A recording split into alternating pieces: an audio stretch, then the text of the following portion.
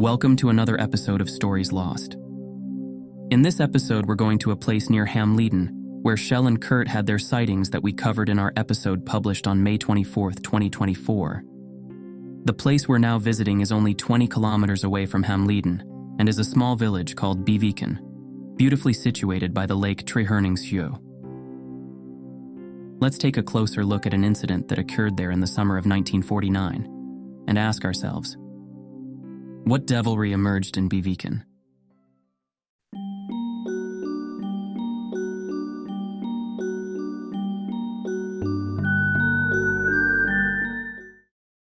Have you ever entertained the idea that just beneath the surface lies another world? In childhood, the touch of that barrier can be experienced as paper thin. Searching for the proof of something behind the veil, you come up short, bewildered, but still a feeling sticks. A viscous film clinging to the back of your tongue. Imagine a pristine summer day, the green that tickles underfoot, the breeze that seems immaculate, the crowns of trees under the blue heaven's goodness. Imagine that just underneath there is yet another force of ruin and decay that accompanies everything. Exactly that feeling lingered with two brothers during decades. The disturbance of a good day, a day that began in tranquility, in the lulling ease of summer but then stirred into action, shed its scales and revealed a waking nightmare. This episode on Stories Lost delves into that feeling, an experience eerily close to a script by David Lynch. But far from make-believe, these events did take place and did leave a lingering feeling of malaise. When they were 8 years old, the twin brothers Holger and Henry experienced a very strange event at their home in Biviken. The event was so strange that even as adults they felt a certain discomfort talking about it. Both of them could also, under certain circumstances, feel strange pangs of discomfort caused by the experience, which was forever engraved in their minds. This is yet another example of how the most beautiful conditions in a place associated with childhood security quickly can turn into a haunting experience, triggering feelings of fear even in adulthood. This strange event was reported on in UFO Sweden's magazine UFO Information issue number 3 in 1978. Erland Sandqvist accounts for his interview with the twins. Erland writes in the article that he got to hear the story from an acquaintance of his. He got very interested, and his acquaintance set up a meeting between Erland and the brothers. The meeting took place on December 18th, 1977, at Holger's home. After the customary small talk and chit-chat, the brothers began to tell their story that took place approximately 30 years earlier.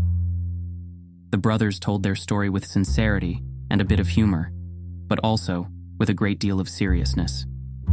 It was apparent that their experience affected them both deeply.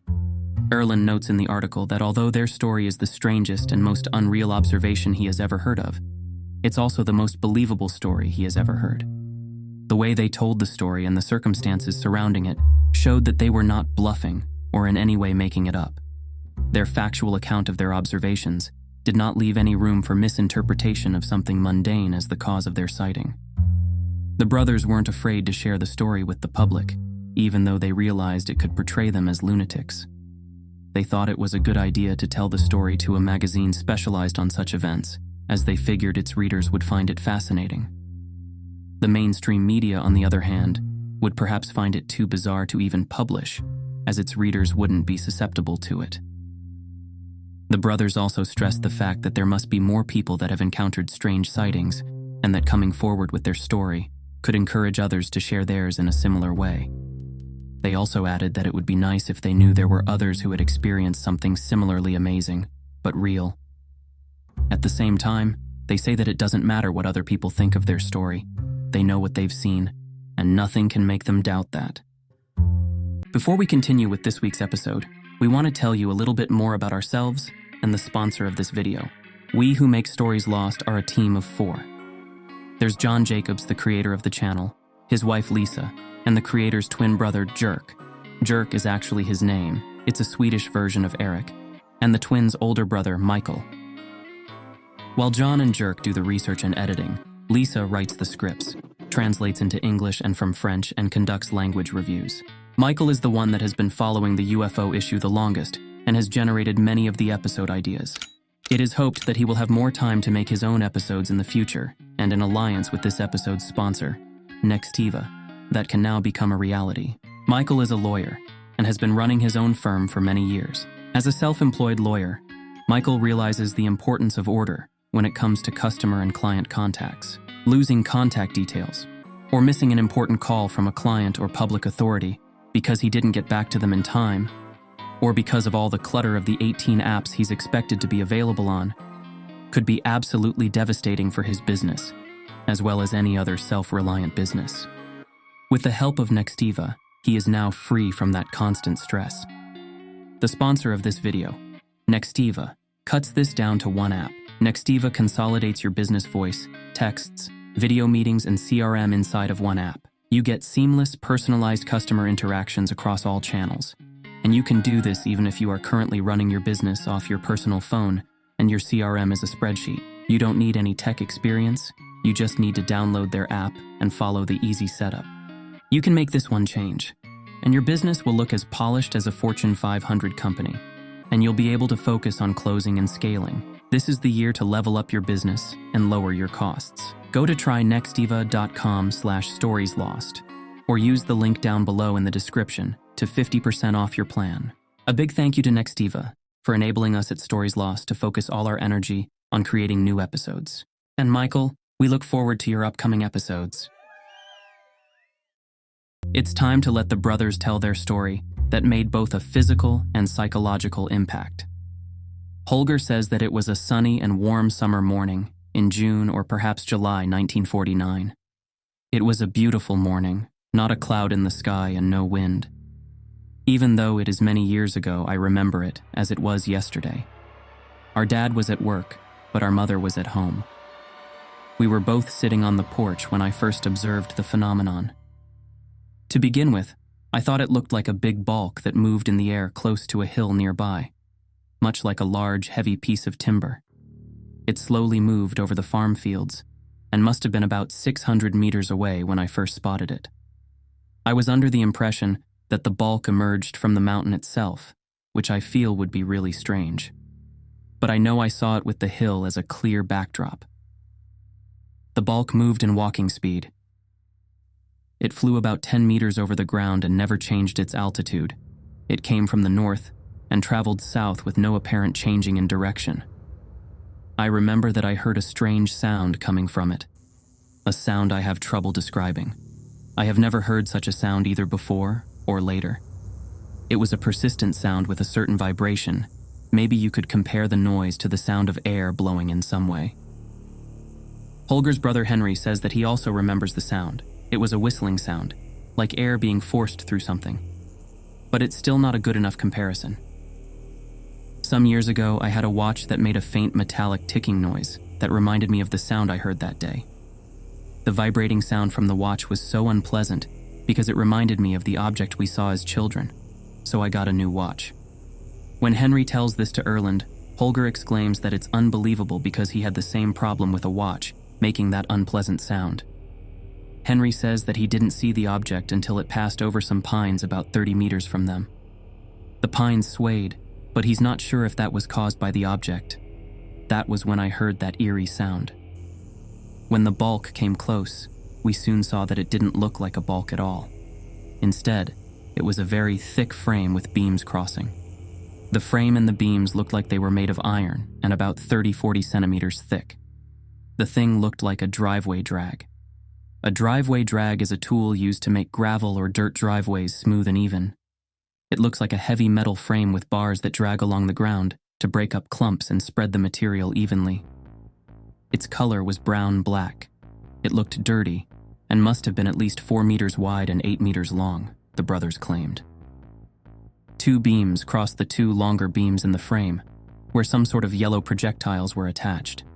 There were about 4 to 5 of them, and they glowed like heated, melted metal. Henry said that he had a vague memory of seeing a rotating shadow above the frame when looking straight up from beneath it. I must have seen it through the center of the frame, like when looking up at a rotating blade on a helicopter, he says.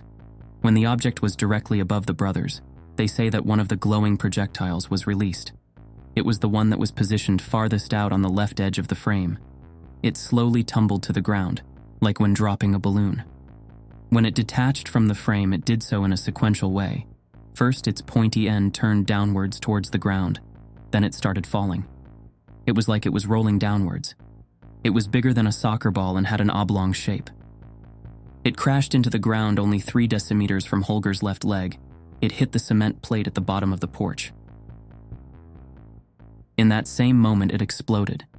But there was no sound, no bang, only a sharp flash of light. It was like a fireball that shattered into small bullets that then scattered around. It looked like they floated around and then dissolved in a way that resembled the behavior of liquid oxygen. In the explosion, the cement plate was cracked, and it felt like someone threw a fistful of sand at their legs, says Holger. The cement plate was 30 centimeters thick and rested on a layer of sand. Now one of its corners was damaged, and the plate had a bow-shaped crack in it. The object continued to glide towards their house without changing speed, altitude, or direction, and made no sound. They had both been sitting still and watching the object without saying anything to each other. We didn't even move when the projectile fell down, not even when it exploded. As soon as the object had passed over the roof, we got up and ran around the corner of the house. But then it was gone. We couldn't see it anywhere, despite the weather being clear and that we had a good view of the surrounding area from our house. We went back to the porch, and just when we got there, our mom came running out of the house with our old Dux radio that apparently was burning. There was a lot of smoke coming from it, and the bakelite was cracked. It was a battery radio, so it was never plugged to the wall. The incident with the radio became the big happening of that day and overshadowed the boys' encounter that really wasn't discussed with the parents. The parents thought there had been a lightning strike that caused both the radio burning and the crack in the cement plate. The father even got insurance money for the radio being destroyed by lightning. If it was a lightning strike, it was hard to explain why the bolt made no sound, and also how the sky was clear. In retrospect, they think it's strange that they never talked to anyone about what they had seen, not even with each other. It wasn't until 15 years later, when they met in a town in the middle part of Sweden, that they started talking about it. Holger said that it must have been in 1964, when they for some reason talked about the subject.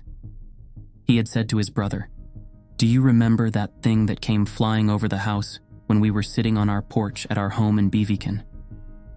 Henry responded that he did remember this and got the bright idea that before they talked any more about it, they would go into separate rooms, draw the object, and then compare the drawings. Their drawings were almost identical. Only a few details differed, said Holger's wife, who was there and saw the drawings. When the brothers were interviewed by Erland for UFO information, they both felt unpleasant talking about it. They both even avoided looking at the place where they first had seen the object. Holger said that there is one view of the mountain that would bring strong feelings of unpleasantness if he would try to look in that direction from the old porch. Holger said that he was sure he wouldn't be able to look in that direction. "I have a feeling that if I would look in that direction again, that thing would come again, and I would start crying." "Strange, but that's what I feel," he said. Henry felt the same way, but for him it was the pine trees that he couldn't look at. Holger adds that now when he thinks about it, even in adulthood, he has avoided that part of the hill when skiing in the area or picking berries. Erland returned to Holger 4 weeks after the interview to double-check some facts. Holger told Erland that he, for days after their interview, had experienced an unpleasant feeling in his body, and that it was as if something told him that it was wrong of him to talk about the observation. He felt like he had done something very wrong, and felt a great sense of shame over it. During this visit, Erland also got to meet the brothers' parents that now were in their 70s. Their mother remembered that day when the radio caught fire. She told Erland about her experience from that day. "I was down at the milk pallet beside the road when I heard a loud bang. My first thought was that a lightning strike must have occurred, and I ran to the house and went inside to the kitchen where the radio was burning. I threw the radio out of the house and grabbed a bucket of water and ran up to the attic where some cables were smoking. I feared that the entire house was going to burn to the ground. I splashed water on the cables until they stopped smoking. It was almost as if something told me to go up to the attic." When Erland made this second visit, one of the brothers had just some days earlier told his parents about what he and his brother had seen that day. The mother remembered that she wondered how that thick cement plate in front of the porch had got its crack. I guess the lightning had caused it. But it was strange, because there was no thunder that beautiful summer morning. It must have been lightning out of a clear sky, she posits. Erland writes in his article that it seems strange that the mother claims to have heard a loud bang, but then the boys claim to not have heard any noise. The house was rebuilt some years after the observation, and was moved a short distance from its earlier location. None of the brothers could think of standing at the location where the porch had been, and looking in the direction of where they saw the object. On the other hand, they both said they would have no problem looking in that direction from another point of view, or if they stood there on a rainy day. But they would never stand there on a sunny summer day, looking at the hill or the pines. So, what do we take away from these events? As David Lynch remarks, if we look a little closer at this beautiful world, there are always red ants underneath. Well, how brittle is the veil that separates the unthinkable, the twisted, from the ordinary and comfortable day-to-day? When is it possible for the world as we know it to turn into the logic of dreams, distorted and nightmarish? Is it when man chooses it, or when the world turns itself upside down, inside out? For two brothers, the nightmare became real. It stayed with them as a nightmare that kept haunting them, pushing through the cracks of the beautiful. No longer could they watch the skyline or roam their childhood forests in the same way, not without a sense of dread and a boding. In their mind, the world beyond is palpable in a radical way. What do you think? Can you feel it underneath the surface? Thank you for tuning in to today's episode. We at Stories Lost appreciate your support and hope you'll meet us in the next episode. Please add to the comments section. We read and find inspiration in your comments. I would once again like to thank UFO Sweden, Archives for the Unexplained, Erland Sandqvist, and Klaus Svan. Without their work, this story would have been lost. In the making of this episode, I was in contact with a relative to Holger and Henry. She described both brothers and their parents as real people. With that, she meant that they weren't the kind of people to make things up for attention. Thank you for sharing that with us. There are still more stories from this area of Sweden to tell. Hopefully Stories Lost will return to do that in the near future. This week we would like to thank Vangelis K, Whiteness.eth, and Nashoba Sapokni for buying us coffee. Want to support the channel? See link in the description.